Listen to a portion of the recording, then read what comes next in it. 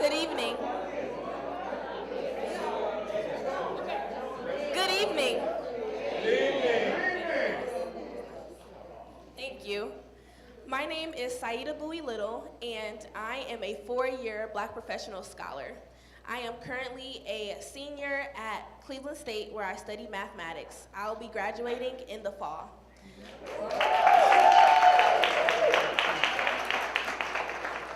So I wanted to share a little bit about myself and the things that BPACF has been able to do for me. So I am on mostly full ride to school because of how well I did in high school, but the Black Professionals has really taken me over the edge. They provide all of my books for my first and second semester, which pretty much amount to $500, which is my scholarship amount, and I'm very appreciative of everything that they've done for me. And we would like to thank and invite Eric Wells, our chef for the evening, who provided all of these wonderful refreshments. Hey, I know we're on Kinsman, guys, but keep it down. You know? I'm kidding, I'm joking. I grew up on Kinsman, I can talk like that. Guys, welcome to Cornucopia Place. My name is Chef Eric Wells. It's my honor and pleasure to have you guys here. Some of you guys have been to some of my events here. Just to let you guys know what we do here. We do cooking classes here. So I do a series of cooking classes there every other Friday night, and they're pretty much sold out. So no one can come to those. But I also do, because they're sold out, you know, but I do private events here. So I do team building exercises. So if your organization wanted to come in and do a team building cooking class, you can come down and do that. The price is really inexpensive. It's the least expensive cooking classes in the area. It's only $100 to rent out the space and $35 a person for the class. It's a lot of fun. I have 10 different menus you can choose from, and I make it very competitive, and you cook against each other. We serve it family style. Joy here does an amazing job setting up my table. It looks really beautiful, and it's a lot of fun. A lot of you guys grab cards. Please check out the website for that information, and I'm going to Burger King right now. So I appreciate you guys. Thank you very much. Thank you. So now we will invite Tanya Noel to lead us in Lift Every Voice and Sing. Lift every voice and sing, till earth and heaven ring. I would like to invite Ronald Johnson, the president of BPACF, to welcome us. All right. All right. So first, I just want to say a couple of things. So first, welcome everyone to our annual meeting. Actually, it's a great turnout. So we appreciate everyone spending their evening with us tonight. We know that you had plenty of opportunities and plenty of options to do something else. We hope that you'll learn a lot more about our organization. I've had a chance to meet a couple of people who are actually new to the area. So feel free to, ask any of us any questions about the organization. I do want to acknowledge our board members that are present. We're all wearing these T-shirts. So if our board members can just stand up. We've got a few in the back here. Stand up. We got a few over here. Go ahead and stand up. Be recognized. And Stella Harris, one of our founders, is with us. Thank you. You guys can be seated. I work with these wonderful people all the time. They're very committed to our youth, very committed to our mission. I really appreciate working with them. I especially want to thank Nancella Harris, who is one of the founders of this organization. Always deserves an extra round of applause. And we've been around for a long time. And when you have founders that are continually involved, it makes all the difference in the world. She gives us a lot of runway to kind of do things differently, but then she also makes sure that we do things right, and so we appreciate her. I also want to thank our sponsors. So you're going to hear a little bit about 2018 and what we were able to accomplish, but we're not able to do a lot of things without financial support. So there are a lot of organizations, a lot of companies, a lot of individuals who provide support for us, and so I just want to thank all of our sponsors for their continued financial support for this organization, for the programs that we provide, the scholarships that we provide. And so I just want to acknowledge them as well. One of the things that we accomplished last year in 2018 is we actually, our strategic plan expired. And so we went through an exercise of updating our strategic plan, refreshing our strategic plan, and we actually came up with a revised mission statement and a revised vision statement. So I'm not going to read it to you because you can read, but at the end of the day, what we are about is we are about creating opportunities to increase our Black professional community. So for our young people, we want to provide financial support, help them go to college. We believe that higher education and a college education is the best pathway for success. It's not the only pathway, we recognize that, but that's sort of the mission. But we also recognize that as people matriculate into the workforce, we want to keep talent here in Cleveland, especially African American talent. And so we want to make sure that we create an opportunity for African American professionals to get to know each other. We have many people in different sectors that are in this room today. We have bankers, we have insurance folks, we have finance, engineers, we have medical professionals, educators, but at the end of the day, we're all here in Cleveland and we all have a passion for Cleveland. So that's really the essence of what we want to do as an organization. So after March 1st, so tomorrow's March 1st, after tomorrow, we'll be updating our website, and you can actually go onto our website at www.bpacf.org. And you can actually learn more about our strategic vision and what we hope to accomplish. So that's really all I wanted to say in terms of a welcome. At this time, I'm going to ask Marcella to join us so she can actually come up to the front and just give a preview of what's going to happen in 2019. Marcella? Good evening, everyone. On behalf of BPACF, I want to thank you all for joining us this evening. It's always a pleasure to be with those who support our mission and program, so we really appreciate you giving of your time this evening. I'm going to talk a little bit about our goals for this year, what we hope to accomplish, and how you'll see that come to fruition by way of our programs and services. Before I do, I see a lot of our volunteers in the audience who are not members of our Board of Trustees. So if you have volunteered with us by way of the Gala or one of our youth programs or committees, would you please stand for a moment and be recognized?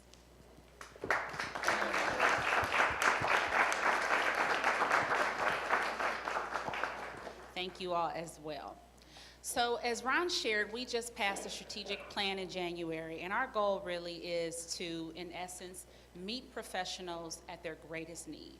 We want to create a professional development continuum by way of our programs and services, and we want to start that continuum as students are transitioning from high school into college. We want to celebrate and honor African American professionals, and we want to build a community of dynamic civic leaders in Northeast Ohio. So again, that all starts at the high school level, and I want to talk a moment now and kind of give you all a general picture of what that looks like by way of working with youth. We, starting really now, are going to stop calling them youth, because even though they are young people, what they really are is emerging professionals. High school is the start of your career, and whether we realize it or not, it's really where a lot of that visioning for the future really starts to happen. So we're going to be referring to them as emerging professionals, and this is our suite of programs for emerging professionals. We will continue a series that we've done over the past year called Who's Got Next. Some of you may have went to that series. Most recently, that event was at Mocha, Cleveland. And the goal of Who's Got Next is really to get high school students to start thinking about what career path they want to take. And by doing so, we want to introduce them to members of our board, our past honorees, and leaders in the community who are in those industries to help them understand what did it take for them to get to where they are, and how can those students then be successful, hopefully avoiding some of the career pitfalls that they had, but also accelerating their path to professional excellence. Our first event in that series will be on Friday, April the 5th, and we're going to be doing Who's Got Next in Science and Medicine at John Hay School of Science and Medicine, featuring two of our past honorees, Dr. Charles Modlin and Dr. Linda Bradley, as well as a few of our scholars who are studying pre-med or are in medical school. So we're very excited about that series. It is limited to students. However, if you'd like to view the program, it will be available on our website and on Facebook Live as well. From there, what we envision is that as students, as we initially have that contact with them at the high school level, the next step in that process is to get them engaged in our College to Career series. That series is helping students address what we have assessed are some of the greatest challenges to successful college completion and entry into the workforce. Now, we didn't come to these decisions ourselves. We actually have a youth program advisory committee that we work with that is made up of people that are HR professionals of some of the largest companies in Northeast Ohio, as well as educators from some of the colleges and universities here in the area as well. So they help us determine what are some of the greatest challenges that they are seeing with students from urban environments, as well as students as they are entering the workforce. What do they see with young and new graduates as they're entering the workforce? So our College to Career series has events like our Internship Boot Camp. It has an event called our Etiquette and Professionalism Luncheon. And so those are things, again, that we have been advised from that committee that tell us what are some of the challenges for students as they are entering the workforce and being successful. The next step in the process, and it's what I call the carrot that we dangle in front of them, by far is our Scholars Program. And for those of you who have attended the Gala, you have helped support that program directly by your participation. The Scholars Program, as Saida has shared with you, is an opportunity for students to receive anywhere from $500 to $2,000 per school year per student by being a participant in that program. So we actually have one unified application for all of our programs, and we are currently accepting applications. We will continue to do so until April 1st. So if you know a student who is graduating from high school or who is currently enrolled in college, please have them apply. They are eligible until they complete their undergraduate studies. The next and final step in our Emerging Professionals program is our Career Connect internship program. If you attended the Gala in November, you heard one of our business partners talk about what it's like for the company to be a participant in our Career Connect internship program. It is a paid internship experience where we match students up with internships that as closely as possible reflects their major. We want them to get that experience, and we have a preference for students working with small and minority-owned businesses. It's not to say that entrepreneurship is the only path to success, but we want them to understand that the use of their degree will not only be completed in a big company. The majority of Americans don't work for large companies. We work for small to mid-sized companies. So we want our scholars to get exposed to that from the beginning so that they understand that that's what the typical career looks like, and that is definitely reflected here in Northeast Ohio. So those are the programs in our suite of programming for emerging professionals, but we don't stop there. We believe in continuing to follow students on their path of career excellence. So what happens next? We move on to our programming for rising professionals. And many of you here in the audience have participated in some of these events. Our Nights Out Networking series. How many of you have been to one of those at Fredericks? So you've experienced that event. Nights Out Networking is really an opportunity for us to really develop that community of professionals who network and know one another. We all know oftentimes that your current job or your next job is probably by way of someone you know and have a relationship with.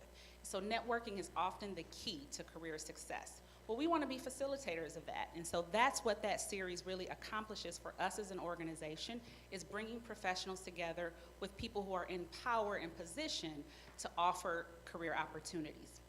Our Engage series is an opportunity that as your career continues to progress and you make a decision or come to a place where you're ready to be civically engaged or you're ready to participate in professional or leadership development, the Engage series is an opportunity for you to actually know, what does it take to be a civic leader or to be a community leader? What does that mean? What does it require? What is the role of a civic leader or someone who wants to serve on a board or a committee? Our Engage series is an opportunity for us to actually put boots on the ground and say, this is what is required of a civic leader. So for those of you who saw that series last year, you saw events like the role of civic leaders. You also saw an introduction to Toastmasters. And we did an introduction to parliamentary procedure, because if you don't know how to facilitate a meeting in the context of a formal board, then you don't want to embarrass yourself, right? But you may have the skills all otherwise as far as serving in a leadership position. So we don't want anything to hold you back. on your career journey or your professional journey to become a civic leader. And that Engage series is an opportunity for development in that area. The first event in that series will be April the 17th, and we will have facilitation by Bruce Hennis of Hennis Communication, who will be instructing us on crisis communication, how to manage the message. And so think about it like this. If any of you have been following the Jussie Smollett case, crisis management. Just think about it that way. And finally, I would say the thing that most of you in the audience know about us is that every year we have our scholarship and awards gala, and I'll put it to you like this. Our goal as an organization is to follow professionals from the emerging stage to the point that they become the Black Professional of the Year. That event that you see is one person who we have identified as an organization that has really taken the steps to go from that scholar stage to that recent graduate, to that young professional, to that civic leader, and now they are the Black Professional of the Year. And you get to see that demonstrated most efficiently at the gala. So we encourage all of you to, of course, join us at that event, and it'll be Saturday, November the 2nd, again at Lander Haven.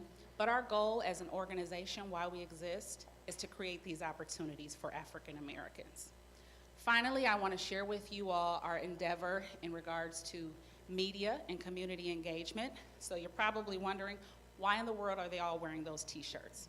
Well, we believe that it is our unique role as the Black Professionals Foundation to create a community of professionals. How are we doing that? We're going to do it by way of our social media. We're going to do it through our website, through our email system. We want it to be so pervasive all throughout the community that when people see it, when they see that Black History 365 logo or they see one of our logos, they know exactly what that means. So we want everyone here to buy a t-shirt. Don't let them out the door till they do. But we want you to really be ambassadors with us of what it means to be a Black professional. That is a unique thing, and it's something you should be proud of.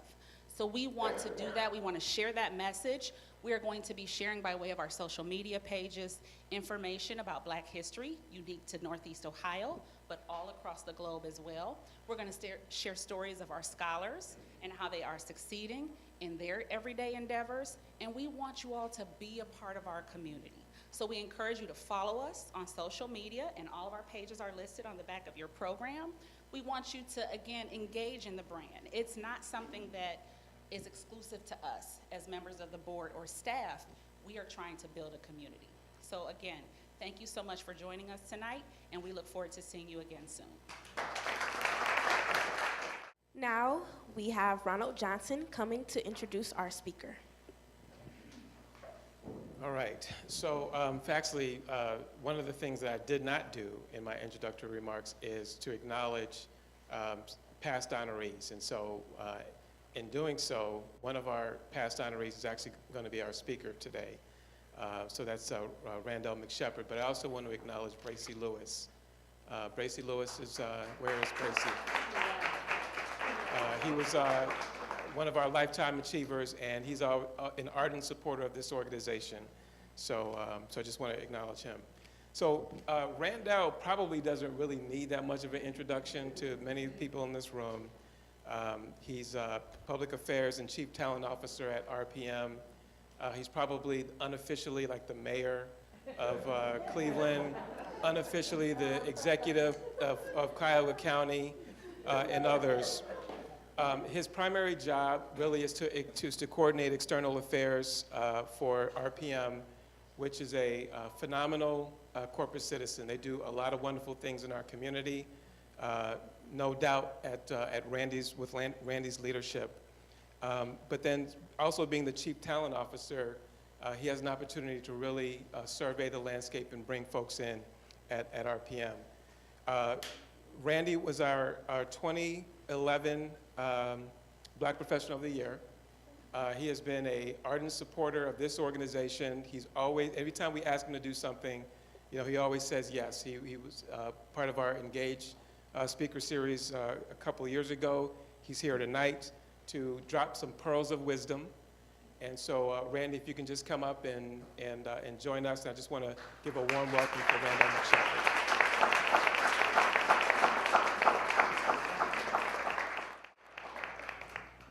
You want me me to stand here with my back to all these lovely ladies? Am I on Facebook Live? Hi, Mom. Hi, Mom. How y'all doing tonight? I've reached that stage in life when I got to have my reader, so work with it. I do want to, first of all, say good evening and welcome to the 2019 annual meeting of the Black Professional Association Charitable Foundation, which tonight, of course, will include the reveal of the 2019 Black Professional of the Year. Yeah, give it up. I can hardly wait. I'm very, very excited. I'm excited to be here, and I'd like to, first of all, take this opportunity to thank the wonderful board and staff of BPA for all the great work that you do. Let's give them all a round of applause. And thanks to all of you for taking time out of your busy schedules to be here. I should know better to hold the microphone up. So thanks to all of you for making the time tonight. I want to say that my being a former 2011 Black Professional of the Year is truly one of the highlights of my career, and it's something that I'm very proud of. I wear the BPOY badge very proudly. In fact, I was stopped by the police a few months ago, and I was quick to ask him if he realized that I was the 2011 Black Professional of the Year. I was shocked he didn't recognize me. But at any rate, before I delve into my comments, I do want to say happy Black History Month, right, to everyone. Today is the last day of this celebratory month, and since we know our month is short, we need to celebrate every minute, right? I hope that this month has actually been meaningful and eventful for all of us, and that it served as a reminder of not just our rich history, but also our promising future. So the theme for tonight, I think that you see on the screen, given to me by our illustrious executive director, was unity, linking students, professionals, and business partners to build stronger communities. There's so much in that theme that I feel a need to unpack it a bit by touching on what I refer to as the who, the how, and the why we have to get this done. So starting with the who. If you noticed, the first word in tonight's theme is unity. That means that we have to unify if we want to see vital connections take place. If we can't come together as a community, all of the other components of this theme won't matter. We should all be asking ourselves and the organizations that we are affiliated with how we can become more unified in our approach to connecting students, professionals, and business partners. These discussions cannot take place in a vacuum. We need strategic alliances and collaborations. So I charge each of you to take a leadership role in ensuring that open dialogue about partnerships are taking place in the organizations where you give your time, talent, and treasure. It's up to us to lead, or it simply won't happen. We are the who needs to unify. Moving on to how we get this done. I actually offer up 3 ideas. The first one is that African American organizations should hold a summit to bring a much broader swath of our community together to figure out how we get this done. There are things to be learned or understood pertaining to students and their needs and struggles, to professionals in the working world, and the contributions that they can make, as well as the daily challenges and opportunities faced by businesses and corporations. Shedding light on what each of these 3 constituencies would need to work more harmoniously could be a game changer. I hope that some of you in the room will answer the call and make this happen. I simply leave it in your hands. Secondly, a youth agenda. What if we all were to go back to the boards, the committees, and even the employers where we serve and/or work and insist on a youth agenda focused on preparing youth for opportunities that connect them to businesses? Just think about that for a minute. What if we all did that? This could be part of an organization's strategic plan, or it can be just a special initiative for an organization. But again, it's up to us to push the organizations that we serve to make bold moves if we want to see our students reach their full capacity. In an effort to not reinvent the wheel, it would also be a good idea to research how other cities have built robust pipelines or ecosystems that connect students, professionals, and businesses. We need to know what models are working and what seems to be the common elements that make them successful. Who are the key players, and what are the outcomes worthy of replication? All of us travel, work for businesses that have national and global locations, and or know people outside of Cleveland. We need to exhaust these resources to develop a repository of best practices that we can all draw from. So third and finally, I submit to you the why. Why do we link students, professionals, businesses to build stronger communities? Why does it matter? Because I would argue that it's the only way that communities can, in fact, become stronger. I would also contend that students in our area wrestle with so many life challenges that we need to do whatever we can to give them a leg up. We know that other subsets of our community connect their students to professionals and businesses with ease. Why not us? If we don't do this, who will? We all in this room can say that we've received help from someone. So it's incumbent upon us to help our youth to connect with businesses and professionals. I once had a friend call me about 4 years ago and asked me if I would serve as a reference for her daughter, who was graduating from college. And she said something that sent a chill down my spine I'd never really even thought about. She said, Randy, you know, thanks for doing this. I think you might be the only African-American executive that I know. And I said, wow, you know, how many people out there are like that? How many people out there could have their situation or their family member situation change just because some of you can pick up the phone and use your connections and make a brighter way for someone else? So just think about that. There's a lot of people out there that really need us to step up and lend a helping hand. As BPA President Ron Johnson notes in the President's message on their website, and I quote, "We believe that the potential of our scholars is limitless and will greatly enhance the civic, cultural, and economic quality of life in Northeast Ohio." Ron, I think that sums up the why quite well. Being thoughtful about linking students, professionals, and business partners can lead to significant results. Let me say that again. Linking students, professionals, and business partners can, in fact, lead to significant results. I know this firsthand because I've seen it happen. I've been in the room many, many times, but I do want to give you just one very, very powerful example. And Marcella mentioned it just a few minutes ago. It's the Cleveland School of Science and Medicine. This was a school, and some of you that have been around Cleveland might recall this. You remember John Hay? The building was empty for like years, and they were removing asbestos, and they were trying to figure out what they were going to do. Well, guess what? Because they spent $40 million to renovate that building, there was a lot of pressure on the district to figure out what they were actually going to put in the school. And one of the ideas came about, and it came about from the dean of the medical school at Case Western Reserve University, Dean Horowitz. He was calling GCP for years, and he was saying to them, I sit in my office at Case Western Reserve, I look across the lawn, the yard, and I see a Cleveland Public High School, and there's no connection at all between this university with this embarrassment of riches and that school building. I'd love to figure out a way to make it happen. And the way the story goes, it was talked about for about 6 or 7 years in the corporate circles, and nobody ever did anything with it. Well, my CEO, Frank Sullivan at RPM, raised his hand and said, you know what, I'll take that project. I want to lead that project. And that was the beginning of the effort.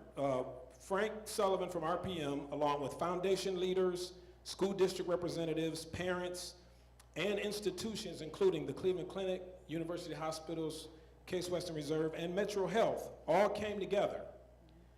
And the big idea was that students needed to be exposed to the field of science and medicine, which included working with medical professionals, medical school students and staff, and business leaders.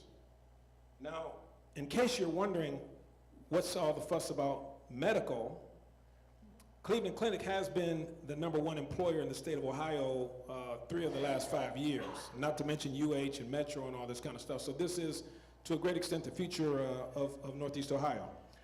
But listen to this. Medical professionals helped to design curriculums for the school and offered internships.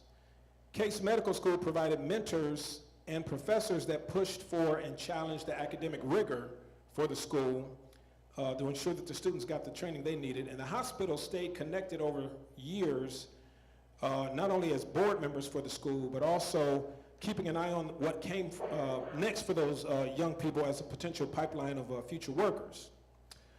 Although we did have to climb a few mountains, we had to do battle with a lot of people to get this brand new school off the ground, and I can tell you some wild stories about it. It wasn't easy, but we fought, we scratched, we got that school off the ground as a brand new school that Cleveland Municipal School District had never seen before. And the school is 12 years old, and the results have been absolutely outstanding. I'm just going to give you a few of them.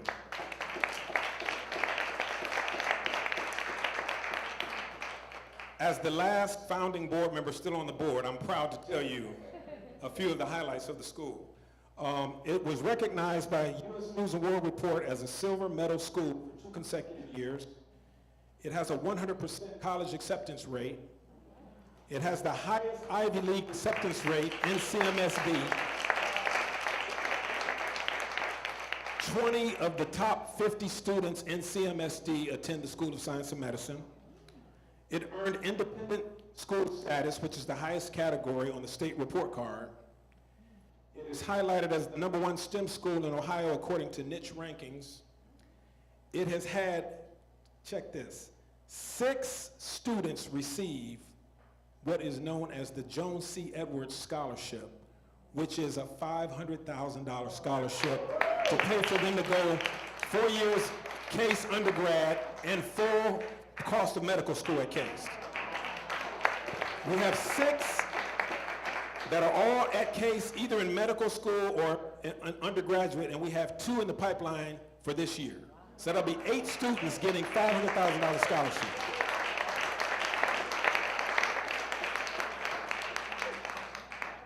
And every year we have dozens and dozens of students that work in the hospitals, doing research and getting a chance to work over the summer months. So I think we need to learn from that particular model and replicate it wherever we can. It doesn't have to be in a hospital, it can be in any number of organizations, companies, etc. Students need to know what's possible, and professionals need to serve as liaisons to ultimately connect the students to potential business partners. If we can do that, it leads to workforce development, it leads to economic development, it leads to training, investments in training, as well as improved relationships with local employers. And if that can happen, we will in fact create the stronger communities that we all hope for. So to recap, we have to unify, we have to challenge the organizations that we're involved with to consider doing a summit. We need to set a youth agenda as black folks. We need to study best practices from other communities. We need to think big and execute on ideas so that we can make linkages for students, just the way that the John Hay School of Science has done so successfully. Are we ready to do that? Yes. Are we ready? Yes. All right, we're going to make it happen. We're ready to do it. I am going to, Ron did give me the 5 B's. Be brief, brother, be brief. You know, so I'm going to wrap up, but I'd like to conclude with 3 brief quotes from African American leaders to close out Black History Month, since this is the last, 3 hours and 15 minutes, whatever, Black History Month. But I think these also help to conclude my comments on linking students, professionals, and business partners to strengthen communities. 1, I have discovered in life that there are ways of getting almost anywhere you want to go, if you really want to go. Langston Hughes. Next, I prayed for 20 years but received no answer until I prayed with my legs. Frederick Douglass. And lastly, you don't make progress by standing on the sidelines, whimpering and complaining. You make progress by implementing ideas. Shirley Chisholm. So let's go implement some ideas, ladies and gentlemen. I'd like to thank you for your time and attention, and I'd like to thank BPACF for the wonderful work you do for our community. God bless.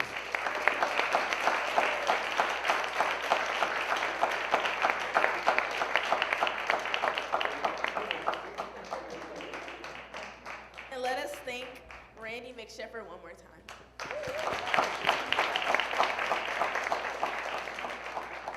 Okay. As we move along with our program, we will invite Chanel Starks, our governance chair, for the presentation of trustees. Good evening. Again, thank you, Randall. I do have to say that when I started volunteering with BPACF, Randall was the BPOY. So I've loved Randall since that moment. We had a very, very mutual friend that we lost, but Randall and I still keep in touch. So again, thank you, Randall. We appreciate you. Thank you all for coming out. At this time, we're going to have our Board of Trustees come to the front, and we're going to have Judge Sheila Turner McCall swear us in. Tonight we have our President, Ron Johnson, our Vice President, Meltrice Borders, Board Trustee Joy Toombs, Board Trustee Paul Farrington, Board Trustee Karen Clark,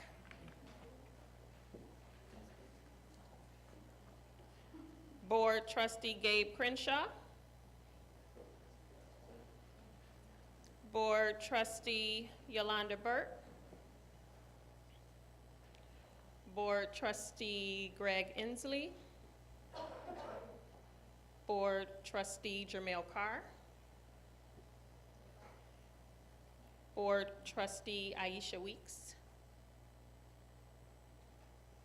Board Trustee Paris Lampkins, Board Trustee Ramona Lowry, and Board Trustee Tracy Clark. At this time, I will invite up Judge Sheila McCall. She will swear us in. Greetings to all of you. What a beautiful program.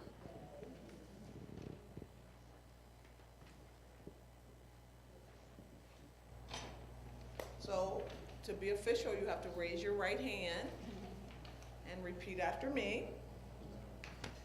And so you're going to say your name, because we're not going to do each person. So I state your name. Okay.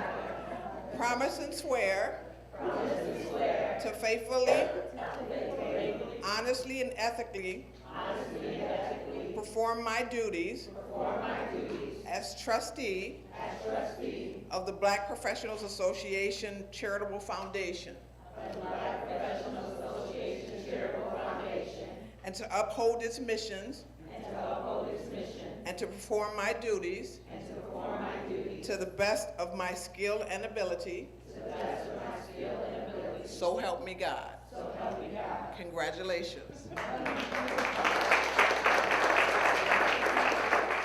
All right, everyone still okay? We good? All right. So thank you for that beautiful swearing in ceremony. And now we are leading to our 2019 Black Professional of the Year reveal. And that will be by Arthur Baker Jr. and Nancella Harris. Thank you. Thank you. I'm Art Baker, and I'm Nancella Harris. I just want to say a little bit about that tonight first to start off with, because Arthur and I have been partners since 1977. I'm not married to him now, but we're partners. And he was certainly been with me tonight, but he is ill and couldn't come out. So I'd just like to ask you to share a prayer with me for his speedy recovery. So thank you, Lord, for that. Well, I guess I'm supposed to start with good evening, okay? And the fact that it is really good to be with you this evening. I said 77. I really sort of got involved in 1976. So it's been almost a lifetime with this organization. This is a magical moment tonight when we reveal the Black Professional of the Year. So the 2019 Black Professional of the Year, you're going to go out and spread the word. And I certainly hope that I'm able to see each one of you when we salute that person. You know, this also brings me back to, I'm sorry, not up there, okay. This brings me back really to 38 years ago when we selected and honored our first Black Professional of the Year, Burt Gardner. We honored him really because of his value of education, really. And I have to say value because it starts right down here in the gut and in the pocket. So his value of education. He was a supporter of organizations. He was a philanthropist. And the Black Professional of the Year for 2019 is all of that. Let me share some of the things about the person. Our honoree is the president of AES Management Corporation, the Popeyes Louisiana Kitchen franchise, and of Northeast Ohio. Now, AES, the Management Corporation, employs over 350 Cuyahoga and Summit County residents at 15 Popeyes locations, giving this workforce experience in all those communities. She is an attorney and has extensive experience in economic and community development, real estate law, tax credit law, public finance, and small business enterprise law. She has frequently served as counsel to lenders, developers, owners, buyers of bonds, underwriting companies, etc. She's a consultant of low-income housing tax credit projects, corporate acquisitions, and conventional market rate and commercial retail developments. She is recognized by Northeast Ohio Live as one of the top 100 attorneys in the state of Ohio. She is also a real estate developer and is currently working on several development projects. Our honoree has practiced law as an associate at Bryan and Cave in St. Louis, at Calfee in Cleveland, Ohio, and is a partner at the firm of Roselle and Andrus here in Cleveland, Ohio. She currently owns her own practice, which was established in 2007. The honoree holds a Bachelor of Science degree in Public Policy from Duke University, a Master of Science degree in Urban Affairs and Public Policy from Southern Illinois University, and a Juris Doctorate from the University of Illinois. Her interests include social justice, minority business development, community development, the arts, politics, education, and healthcare. She is currently the co-chair of Caramoo House's Capital and Sustaining Campaign. She is also the board chair of Metro Health System. On the board at Metro Health, she has also served as chair of Diversity and Inclusion and the Legal Governance Committee. She's also been board secretary. Our honoree is also a member of Cuyahoga Community College. Page turn.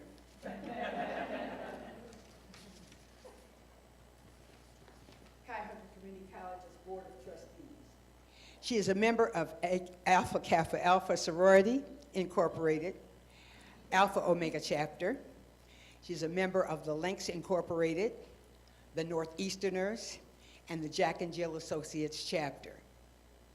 The honoree is past board member and life member of the NAACP Cleveland branch, and an elder at her church, Fairmount Presbyterian Church in Cleveland Heights.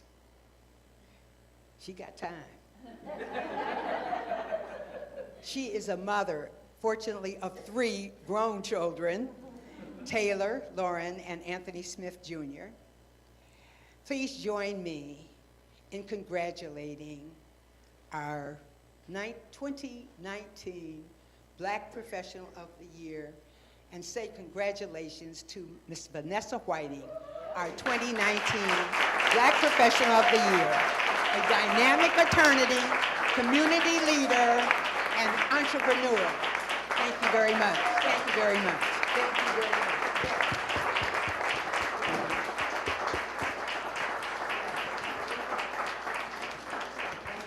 Thank you all also for coming. I want to thank this board for their continued work and support. I want to thank the supporters. I want to thank the vast Black professionals of the year and all of the honorees that we have honored over the years for being the supporters to this organization. I'm talking about since 1977, our parent organization, and 1981, 85, thank you, 1985, this organization. Thank you so much for your support.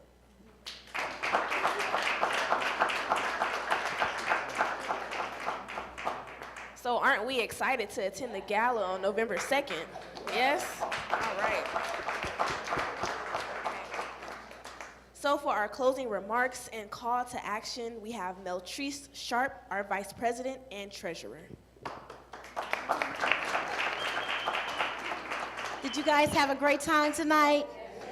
Well, thank you so much for coming out. I just wanted to take one more opportunity on behalf of our board, on behalf of our wonderful founders, to say thank you.